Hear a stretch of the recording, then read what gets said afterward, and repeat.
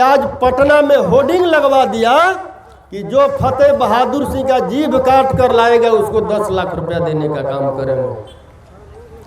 अब आप लोगों से पूछना चाहता हूं, क्या उन लोगों के धमकी से हमें पीछे हो जाना चाहिए कि अपना कार्य मतलब कि जिस क्षेत्र में हम बढ़े हैं हमें मतलब कि बढ़ते रहना चाहिए? आप लोग हाथ उठा करके समर्थन दीजिए सभी लोग।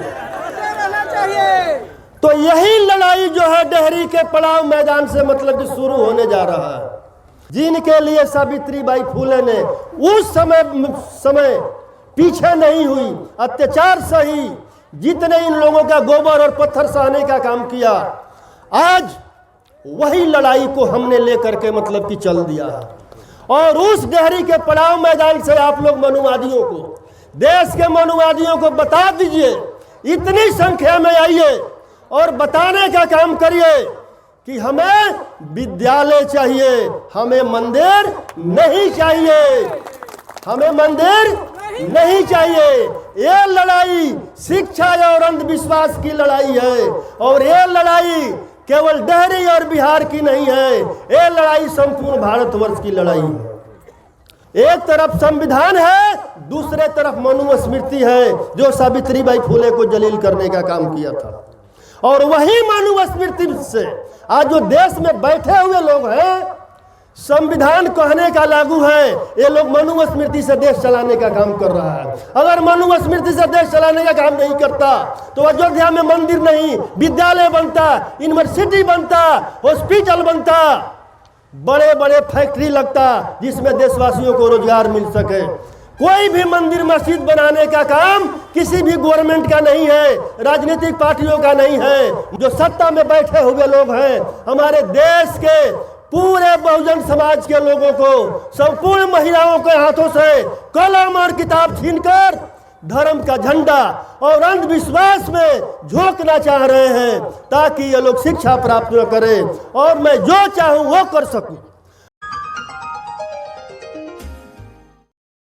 सावित्रीबाई फुले जयंती समारोह एवं मूर्ति अनावरण के कार्यक्रम में मैं सावित्रीबाई फुले और फतिमा शेख के चरणों में श्रद्धा सुमन अर्पित करता हूँ। सभी सम्मानित मंचासीन और इस कार्यक्रम में आए हुए सभी औरंगाबाद जिले के कोने कोने से साथी, माताओं एवं बहनों एवं पत्रकार बंधुओं, मैं आप सभी लोगों को नमो बुद्धाय, जय भीम, जय भारत, जय मंडल, जय संविधान। साथियों, आज सावित्रीबाई फुले शिक्षा की देवी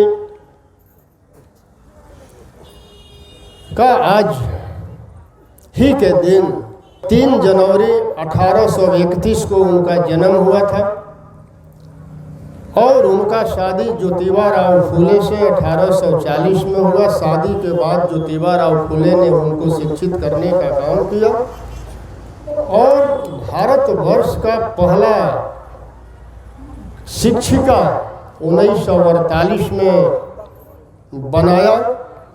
और जब सावित्रीबाई फुले विद्यालय में पढ़ाने जाने का काम करने लगी तो मनुवादियों के द्वारा उनके ऊपर बहुत अभद्रता के साथ गोबर फेंका गया, पत्थर फेंका गया, गंदगी फेंका गया। सावित्रीबाई फुले ने इस आतंक से तंग आकर करके उन्होंने ज्योतिबा राव फुले से कहा कि अब मैं विद्यालय में नहीं जाऊंगा, अब इन लोगों का अत्याचार हमसे बर्दाश्त नहीं हो रहा। ज्योतिबा राव फुले ने दोबारा उनको समझाया और उन्होंने ज्योतिबा राव फुले ने उनके हाथों में एक और साड़ी दिया और कहा कोई बात नहीं है, हमें हार नहीं मानना है। और उस दिन से फिर सावित्रीबाई फुले ने एक और साड़ी हाथ में लेकर विद्यालय में जाती थी और विद्यालय में साड़ी को बदलती थी। इसके बाद बच्चियों को पढ़ाने का काम करती थी। उस समय संविधान लागू नहीं था। उस समय ब्राह्मण कोई भी कुकर्म करे, हत्या करे, कुछ भी करे, वो दंड का भागी नहीं था। तो उस समय सावित्रीबाई फुले ने बहुत बड़ा एक कदम उठाया और आज तो संविधान लागू है और संविधान ने हम सबों को बराबर का अधिकार दिया है, तो आज हम अपने मिशन से पीछे कैसे हट सकते हैं? हमारा मिशन है, हमारा ही क्या, हम सभी भारतवर्ष के मूल निवासियों का, बहुजनों का मिशन है। और जो सावित्रीबाई फुले ने उस समय हमारे लिए कहा था, मंदिर का मतलब मानसिक गुलामी का मार्ग, मंदिर का मतलब मानसिक गुलामी का मार्ग, और स्कूल का मतलब होता है जीवन में प्रकाश का मार्ग। जब मंदिर की घंटी बजती है तो हमें संदेश देती है कि हम अंधविश्वास, पाखंड, मूर्खता और अज्ञानता की ओर बढ़ रहे हैं। और जब विद्यालय की घंटी बजती है, जब स्कूल की घंटी बजती है, तो यह संदेश मिलता है कि हम तर्कपूर्ण ज्ञान और वैज्ञानिकता व प्रकाश की ओर बढ़ रहे हैं। अब तय करना है आपको कि आपको किस ओर जाना है।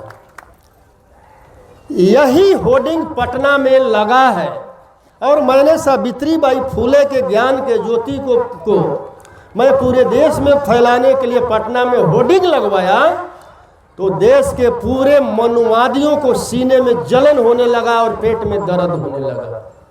और इतना दर्द हुआ कि आज पटना में होर्डिंग लगवा दिया कि जो फतेह बहादुर सिंह का जीभ काट कर लाएगा उसको 10 लाख रुपया देने का काम करेंगे। अब आप लोगों से पूछना चाहता हूं, क्या उन लोगों के धमकी से हमें पीछे हो जाना चाहिए कि अपना कार्य मतलब कि जिस क्षेत्र में हम बढ़े हैं हमें मतलब कि बढ़ते रहना चाहिए?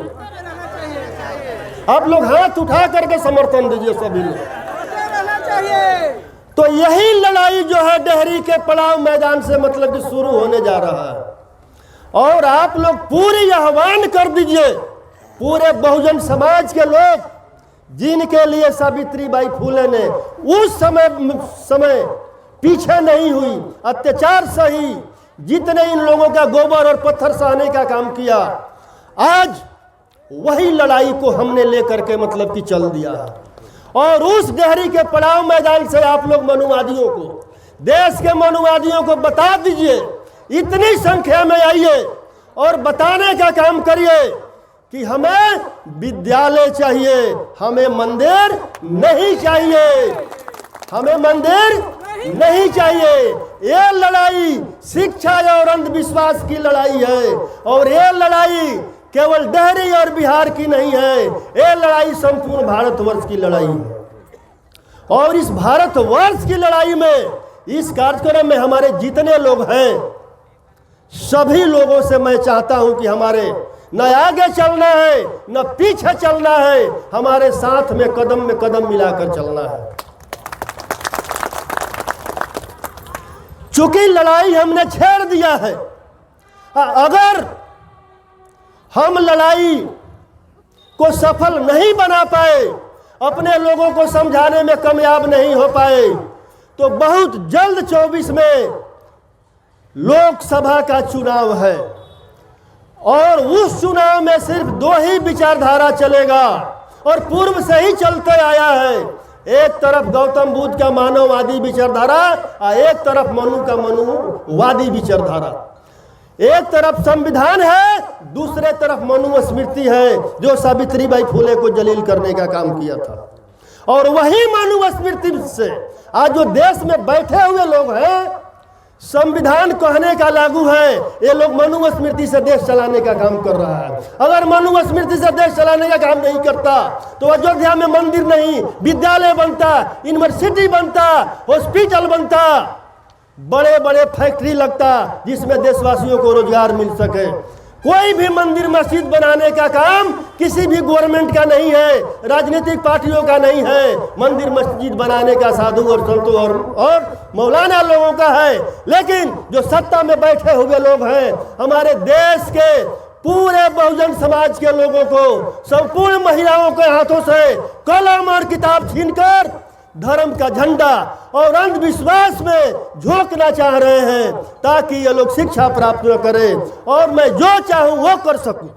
अगर ये लोग 24 में गलती से भी आ गए तो जो संसद भवन का उद्घाटन हुआ है उसने सिंघौल लगा दिया है, मनुस्मृति का प्रतीक। अगर आ गया तो सीधा उसको कुछ नहीं करना है, सीधा संविधान को साइड करेगा और मनुस्मृति उसका संविधान हो जाएगा।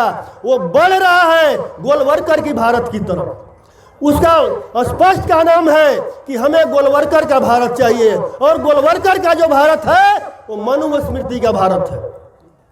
और पूरे देश में ये लोग कह रहा है हिंदू राष्ट्र बनना चाहिए।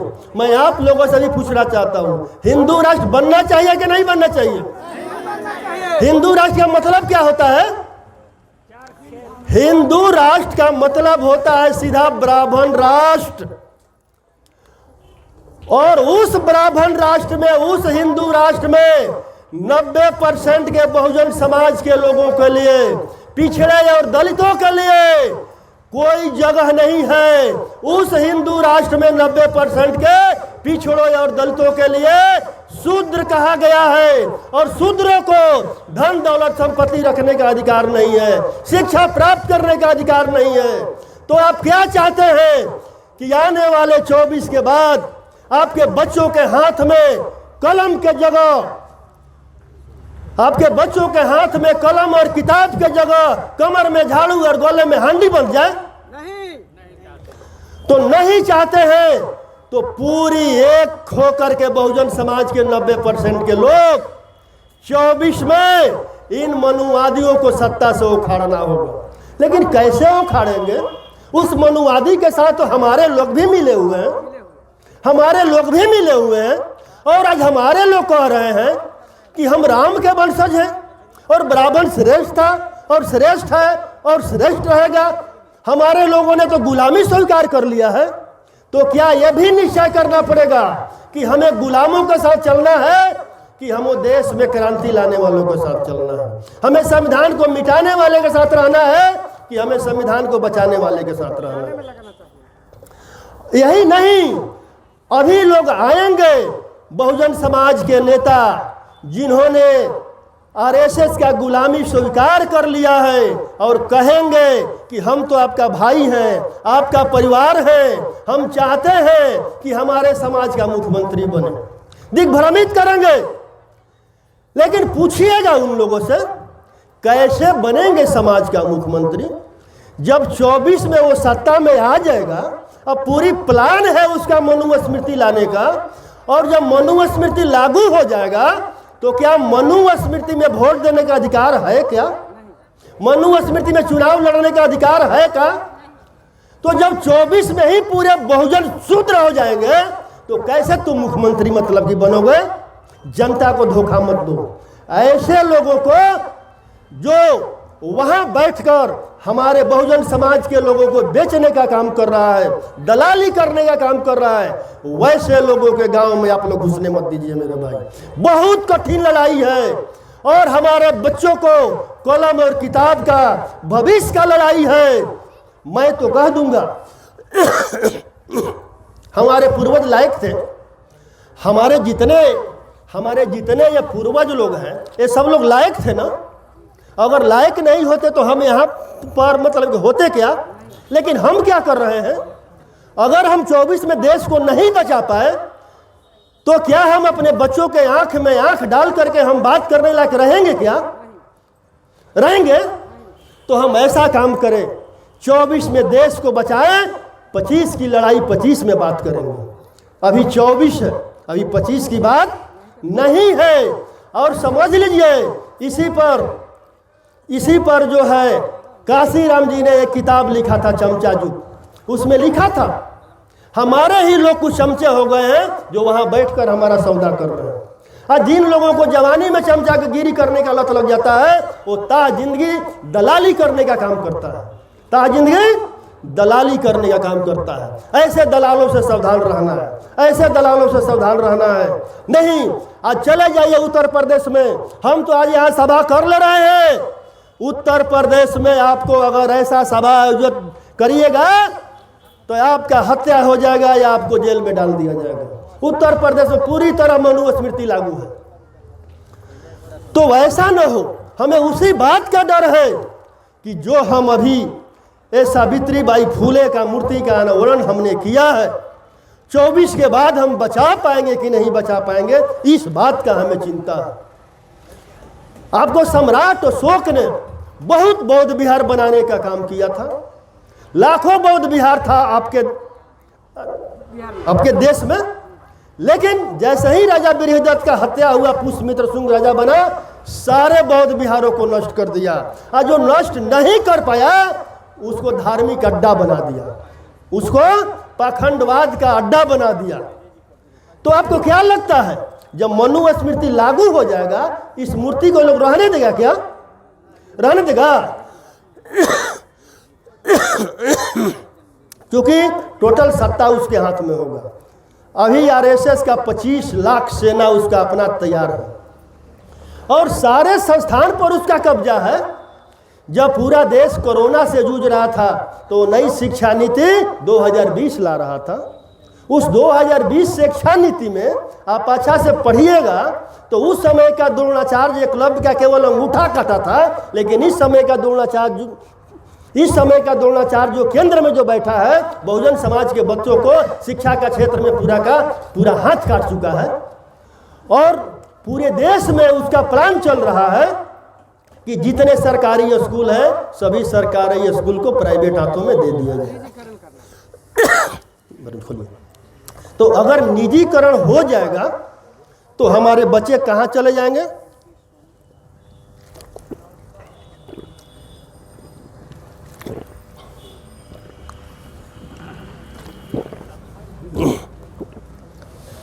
बच्चों के भविष्य का सवाल है। अभी आप देखिए सारे संस्थानों पर वो लोग कब्जा कर रहा है। एक लेटरल एंट्री लाया है, लेटरल एंट्री के द्वारा लगभग 400 संयुक्त सचिव बनाने का काम किया है, जिसमें एक भी ओबीसी एससी एसटी के लोग नहीं हैं।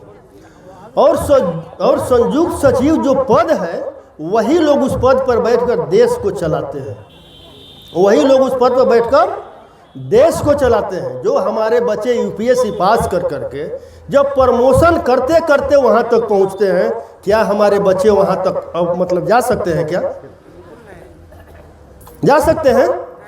तो इस लड़ाई को पूरे भारतवर्ष के मूल निवासियों को अपने हाथ में लेना पड़ेगा। भाई ये लड़ाई लड़ने कोई नेता आपके साथ नहीं आएगा, अपने सूझबूझ से लड़ाई लड़ना होगा। चूंकि हमने 18 में देखा था 30 पॉइंट रोस्टर की लड़ाई और एससी एक्ट में जो बदलाव हुआ था उसकी लड़ाई पूरे देश के बहुजनों ने अपने हाथ में लिया और सड़क पर उतर गया।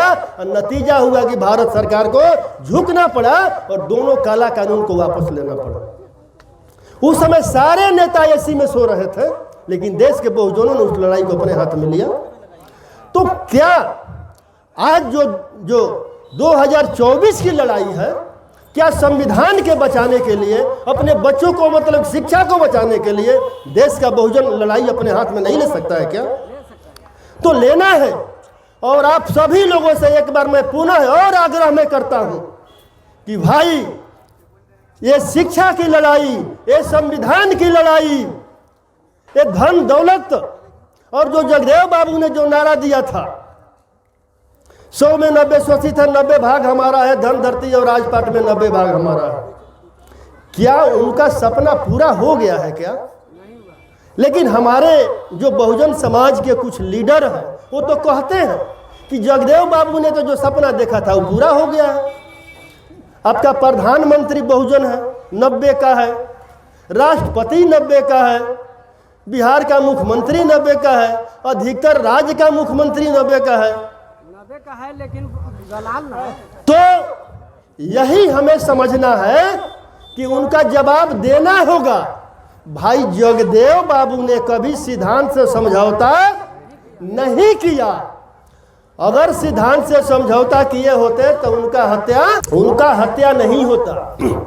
और आप कैसे नेता हैं भाई समाज का नेतृत्व करने चले हैं, जो एक एमएलसी के लिए, जो एक राज्यसभा के लिए, जो एक एमपी के टिकट के लिए बंदर की तरह इस डाल से उस डाल, उस डाल से उस डाल, उस डाल से उस डाल उछलते रहते हैं और समझौता करते रहते हैं और बार बार समाज को बेचने का काम करते हैं।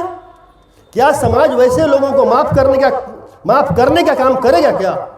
तो सावधान रहना है, सावधान रहना है वैसे लोगों से, कोई भी आ जाए जो संविधान मिटाने वाले के लाइन में खड़े हैं उसको मिटाना पड़ेगा, और कोई भी आ जाए जो संविधान बचाने वाले के लाइन में खड़ा है उसको कंधे में कंधे मिलाकर उसको पार्लियामेंट भेजने का काम करना होगा, ताकि हम 24 में संविधान को बचा सकें और अपने बच्चों को भविष्य को बचा सकें। और एक बार पुनः जो हमने 7 जनवरी को रखा है कार्यक्रम भाई, वो पूरे देश के बहुजनों का प्रतिष्ठा उस पर लगा हुआ है। आप सभी लोगों से आग्रह है, उसके बाद हम जयंती तो मनाते हैं, शहादत भी मनाते हैं और घर चले जाते हैं, लेकिन हमारे विचारों में बदलाव नहीं होता है। जब ही घर में शादी ब्याह गिरी प्रवेश आग्रह का बात आता है तो हम कहने लगते हैं कि भाई हम क्या करें, हम तो चाहते हैं लेकिन हमारी पत्नी राजी नहीं है। कैसे पत्नी राजी होगी? आप जब पत्नी को अपने साथ कंधे में कंधे मिलाकर लेकर नहीं चलेंगे तो कैसे पत्नी आपको साथ मतलब की देगी? तो मैं आप सभी लोगों को निमंत्रण देता हूं, मैं भी उस कार्यक्रम में अपने पत्नी को लेकर आऊंगा और आप सभी लोग से आग्रह है कि अपने अपने पत्नी और बच्चों को लेकर के उस कार्यक्रम में लेकर आइएगा, ताकि जब तक महिलाओं में बदलाव नहीं होगा तब तक विचार में बदलाव संभव नहीं है। क्योंकि महिला ही घर को संभालती है और महिला ही बच्चों को समझाती है। इसलिए सावित्रीबाई फूले का जो विचार है एक एक महिलाओं के दिमाग में, कान में, उस पड़ाव मैदान में, डेहरी के पड़ाव मैदान से जाना चाहिए। क्या आप लोग सहमत हैं? आप सभी लोग अपने अपने पत्नी और बच्चों को लेकर आने को तैयार हैं? तो एक बार हाथ उठाइए सभी लोग। मैं वहां भी देखूंगा, मैं सबको पहचानता हूं, मैं सभी लोगों को पहचानता हूं, सभी लोग हमारे अपने हैं। इतना ही नहीं, और अधिक से अधिक संख्या में आना है, और अधिक से अधिक संख्या में आना है। इसलिए आना है कि जिन मनुवादियों ने मेरा जीव काटने का घोषणा किया है, भीड़ दिखाकर उस मनुवादियों को जवाब देना है कि देखो तुम 10% वाले हो और हम 90% वाले हैं। हमारी आबादी 90% है और तुम्हारी आबादी 10% है। डरना तुमको चाहिए, हम डरने वाले नहीं हैं। इतना ही कहकर मैं अपने वाणी को विराम देता हूं। जय बोध, जय भीम, जय भारत, जय मंडल, जय संविधान। विधायक जिंदाबाद जिंदाबाद जिंदाबाद, वन्य विधायक जिंदाबाद जिंदाबाद जिंदाबाद। साथियों, नेशनल जनमंच को सब्सक्राइब करें, साथ ही बेल आइकन की घंटी को बजाएं।